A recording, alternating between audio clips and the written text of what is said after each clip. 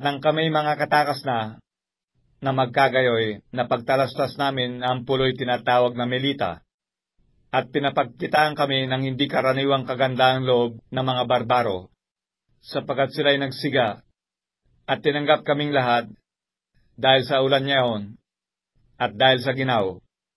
Datapwat, pagkapagtipon ni Pablo ng isang bigkis na kahoy at mailagay sa apoy, ay lumabas ang isang ulupong dahil sa init, at kumapit sa kanyang kamay. At nang makita ng mga barbaro ang makamandag na hayop na nakabitin sa kanyang kamay, ay nagsabi ang isa sa iba, walang salang mamamatay tao ang taong ito na, bagamat siya ay nakatakas sa dagat, gayunmay hindi siya pinabayaang mabuhay ng katarungan. Gayunmay, ipinagpag niya ang hayop sa apoy, at siya ay hindi nasaktan. Ngunit kanilang hinihintay na siya ay mamaga, o biglang mabuwal na patay. Datapwat, nang maluwat lang silang makapaghintay, at nakitang walang nangyari sa kanyang anuman, ay nangagbago sila ng akala, at nagsabing siya ay isang Diyos.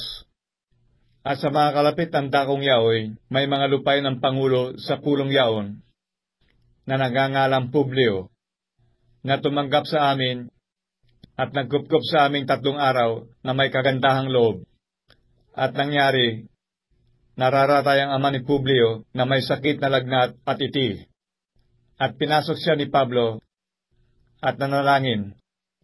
At nang maipatong sa kanya ang kanyang mga kamay, ay siya'y pinagaling. At nang magawa na ito, ay nagsiparo naman ang mga ibang may sakit sa pulo, at pawang pinagaling. Kami na may kanilang pinangaralan ng maraming pagpaparangal. At nang magsilayag kami, ay kanilang inululan sa daong ang mga bagay na kinakailangan namin. At nang makaraan ng 3 buwan, ay nagsilayag kami sa isang daong Alejandria na tumigil ng taginaw sa pulo, na ang sagisag ay ang magkapatid na kambal. At nang dumaong kami sa Siracusa, ay nagsitikil kami roong 3 araw. At mula doy, nagsiligid kami, at nagsirating sa Regio. At pagkaraan ng 1 araw, ay humihip sa Timugan, at ng 2 araw, ay nagsirating kami sa Puteoli, na doy nakasumpong kami ng mga kapatid, at kami pinakiusapang matira sa kanilang 7 araw. At sa gayoy, nagsirating kami sa Roma. At buhat doy, pagkabalita ng mga kapatid, ay sinalubong kami sa pamilya ng Apio at sa 3 bahay tuluyan, na nang sila'y makita ni Pablo, ay nagpasalamat sa Diyos, at lumakas ang loob.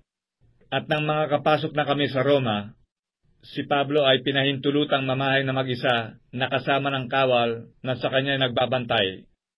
At nangyari, na nang makaraan ng 3 araw, ay tinipon niya yaong mga pangulo ng mga Hudyo, at nang sila'y mga katipo na, ay sinabi niya sa kanila, ako, mga kapatid, bagaman wala akong ginawang anuman laban sa bayan, o sa mga kaugalian ng ating mga magulang, ay ibinigay akong bilanggo buhat sa Jerusalem na mga kamay ng mga taga-Roma, na, nang ako'y kanilang masulit na, ay ibig sana nila akong palayain, sapagat wala sa aking anumang kadahilanang marapat sa kamatayan. Datapwat, nang magsalita laban dito ang mga Hudyo, ay napilitan ako maghabol hanggang kay Cesar, hindi dahil sa mayroon akong anumang sukat na maisakdal laban sa aking bansa. Sanhi sa dahilang ito, tinawag ko kayo upang makipagkita at makipag-usap sa akin. Sapagat dahil sa pag-asa ng Israel, ay nagagapos ako ng tanikalang ito.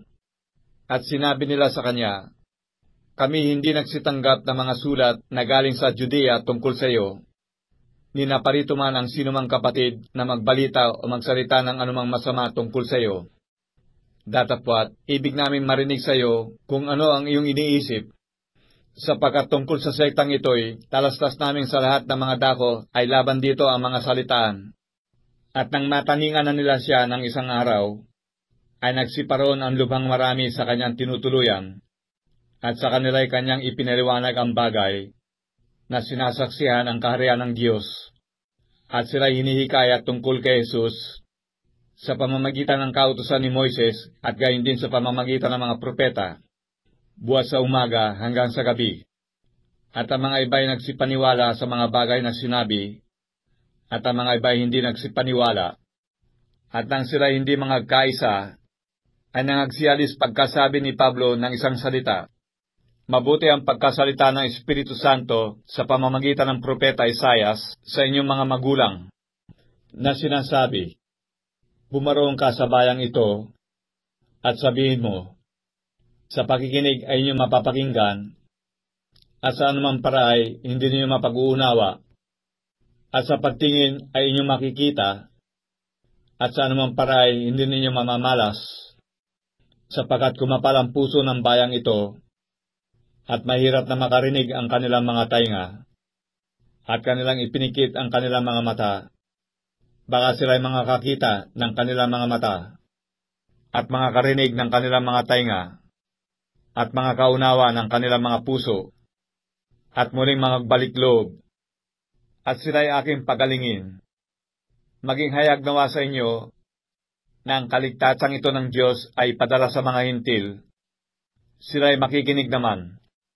At tumahan si Pablo na 2 taong ganap sa kanyang tahanang inuupahan, at tinatanggap ang lahat ng sa kanya nagsisipagsadya, na ipinangangaral ang kaharian ng Diyos, at itinuturo ang mga bagay na nauukol sa Panginoong Hesukristo ng buong katapangan.